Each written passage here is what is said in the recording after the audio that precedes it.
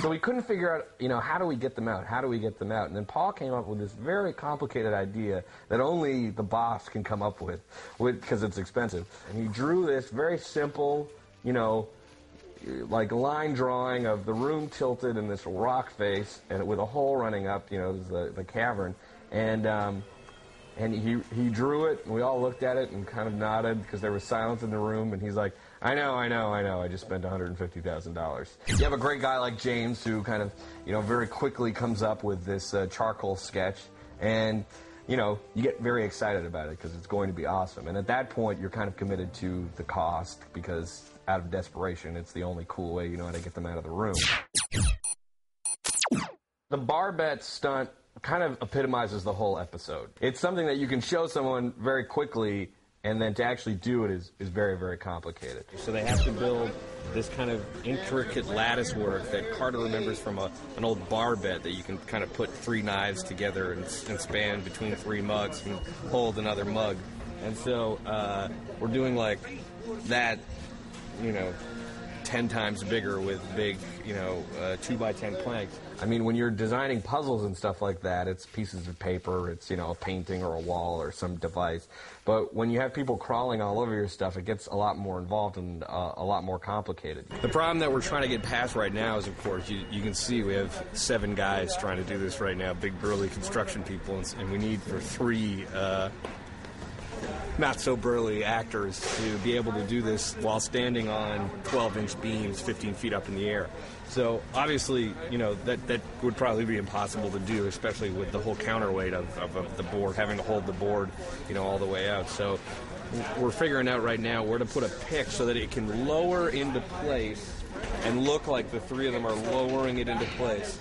There were 3 stages to that bridge. 3 separate stages that had to be built. So what on the page looked like something very simple actually slowly became possibly complex. Stage 1, you would have 3 boards up there, so they each have their individual boards. They're standing on various parts of the 2 planks running side by side. Then, because it's a TV show, we need to show it all coming together. Now, the coming together of it would have been impossible, right? And so people are like, you're trying to tell me that they, doing this, and I'm like, no, it's a TV show, guys. We're going to cheat it. A fight that we have a lot is what would work in real life and what works for exciting television. And this is one of those things that kind of really rides that line. It would technically work, but we're trying to streamline it so that it'll work for television. They lower the boards into position. We erase the wires. Okay, we have the bridge. Now, you get rid of all of that, and you bring in your second stage, which is actually the 3 boards bolted together so that Amanda can actually walk out there, connected by safety wires, and it will hold weight. Awesome. So now you can build crates, and you can do all your scenes on it. But now we need it to all come apart when there's that tremor. So you need the 3rd stage, which is one that is rigged to, a board is actually essentially pulled back. You can see it if you watch slow motion. The board is pulled out so that the entire structure comes down. So, something that takes up this much page space, took a day to shoot. Trio was the most difficult episode we've done this year, as far as I was concerned, in terms of what I had to do. Technically, it was the most challenging with this. Is that the gimbaled and things like this, and all these 3 big gags that all had to work: the falling boxes, the falling off the planks, and the firing the spear, and the grappling hook. So 5, the things, the planks being put down on the 6, actually, to slide down over the edge. Well, actually 7. There were 7 big gags in this because she has to swing into the. There was 8. Big gags, because I had to drop them from the initial floor or the initial grass into the thing. So there's 8 big gags in this. Some people are crazy people as it is, and they, their whole lives are like, I'm going to fall off of that thing. And then you're like, well, we can see your pads. And they're like, okay, I'll take the pads off. Ouch, this is going to hurt. What I'll do as a director is I push what can actually happen in real life as far as possible. And then I get told, whoa, you're going to kill somebody. And I back off about an inch. And then I shoot it so it makes it look like we killed somebody. At the end of the day, if someone were to get hurt, I would feel like really dumb that they got hurt for an episode of Stargate. We're about to test 1 or 2 stunts. Depends on whether the stunt riggers or the special effects riggers are ready first. So to my right we have it's about a 20-foot descender gag. What we're preparing to do right now is a bag test. We have a bag with the approximate weight of the stunt performer, but watch. It's an approximation of what may happen with the human there. So we try to eliminate as many variables as possible before we actually put a human on the end of the cable. 3, 2, 1, go! We can't be testing things on the day or just assuming that they're going to work because we're on a very tight schedule. 3, 2, 1, go!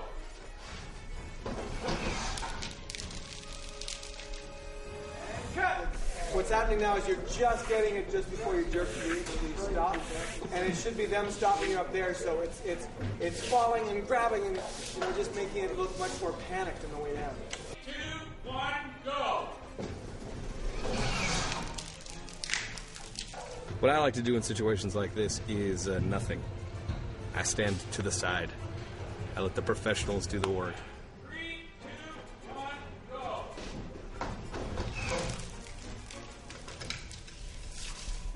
And good!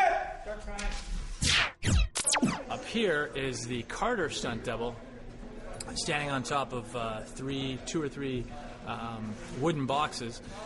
She's about 20 feet in the air as well, and the whole rig underneath here collapses, and she plummets directly to the floor. As it starts to go, it starts to tremor. He starts to move here, and then as the thing goes, he pulls away.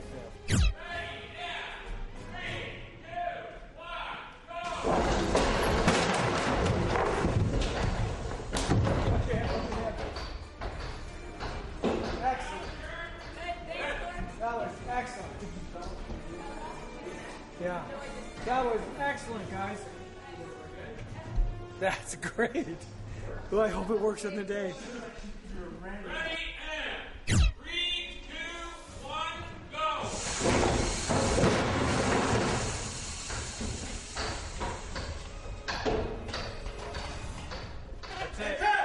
The stuff that we did in this episode is dangerous. I mean, for the most part, the stunts that we do on the show are, they look really awesome, but they're not. People aren't really going to die. This, with all the wires and the collapsing crates and the especially the pretty awful fall from 30 feet. Thank God we have one of the best stunt coordinators in the business. Bam Bam, and he really makes sure that no one is going to get in trouble. So. There is a certain amount of relief and reward when it goes off right, but up until that point, this was an episode where I was waking up early a lot of the times and coming in and just kind of sitting, crossing my fingers, hoping for no problems. When it gets to the actual shooting of it, it's less excitement and more, terror, hoping, because you're the jerk that got everyone into all this trouble, right? That episode was physically demanding on those actors, particularly Amanda. The irony, of course, is that in the show, she's playing the character who does all the climbing and who is sort of the first choice to do the climbing, because we've already established that Jules' character is actually afraid of heights and David's character is just not a very physical guy. But in real life, Amanda is, in fact, probably of those three, the most afraid of heights. We're climbing up onto beams and crates and up 20 feet in the air, and me petrified of heights, like petrified. So it was emotionally challenging, physically challenging, filthy dirty, and full days. But having said that, it was David Hewlett, Jules State, and myself. And we laughed our heads off every day. As a producer, those episodes are kind of excruciating. I mean, they're fun because those are three great actors to hang out with all day. And Martin is, probably, our most detailed-oriented, director. You're in good hands, but, you're also the guy that has been convincing everyone who said this was a bad idea that this will be a good idea, this will work.